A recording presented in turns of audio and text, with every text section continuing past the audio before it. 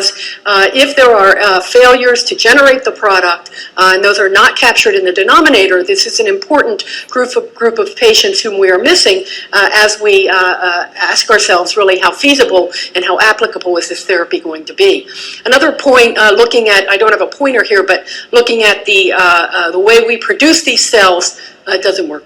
The beads that we're using, the CD328 beads, we start by doing what I'd call is a low-tech selection to pull the T cells out. But this is not a rigorous selection for T cells, and then they are then entered into the bag with the vector with IL-2. Now, why is this important? Well, when we began to ask how many products don't meet release criteria and whether there was anything we could do to increase the likelihood that they would, we began to observe that the purity of the T cell product probably made a difference. Now, just to kind of put this discussion in context, it is remarkable that the number of CAR T cells that are being administered, that are required, is really quite a bit lower than the number of T cells used for essentially all the other adoptive cell therapies out there for cancer. These are not the virus-specific T cells that were discussed. And this is likely because of the co-stimulatory domains that are embedded in these products. But it means that actually the bar for creating a product is not that high. You don't need that many T cells. And in fact,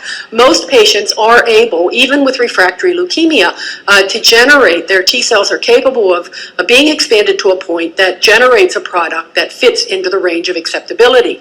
That said, there are some exceptions. And in our 48 patients, there have been 4 products who failed to meet dose.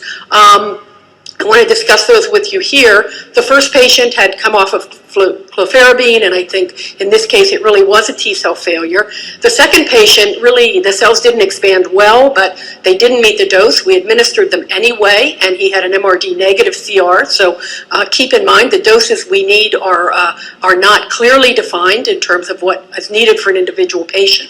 The last 2 patients here, they were interesting because in their first round, they did not create a adequate product. But when we went back and produced the product the second time with manipulation, they did. And one of those, again, had an MRD negative CR. So what did we do with the products?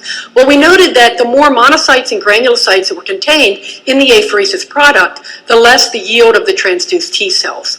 And so it begged the question, if we diminished or eradicated the monocytes and the grans from the product, could we make the product expand better? And indeed, in this patient, patient 22, you can see just using the CD328 beads to pull the T cells out was not adequate. There were still many monocytes remaining behind. And so a relatively simple maneuver of plastic adherence allowed us to generate an adequate product. And the same thing with this patient 26.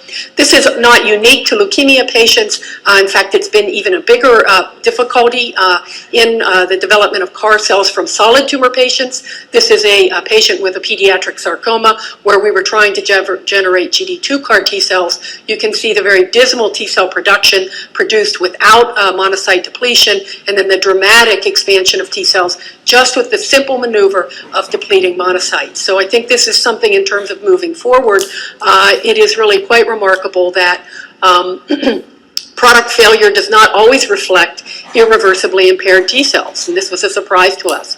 Rather, the myeloid cells that are contained in the apheresis products diminish the expansion and could be the culprits. Just selecting T cells as a standard step in generating these products is likely to decrease product failure rates, and using these approaches, we're now at a 96% success rate in generating adequate products from our patients with B-cell ALL, and keep in mind, as I mentioned, these are many very advanced patients. So this is really highly feasible.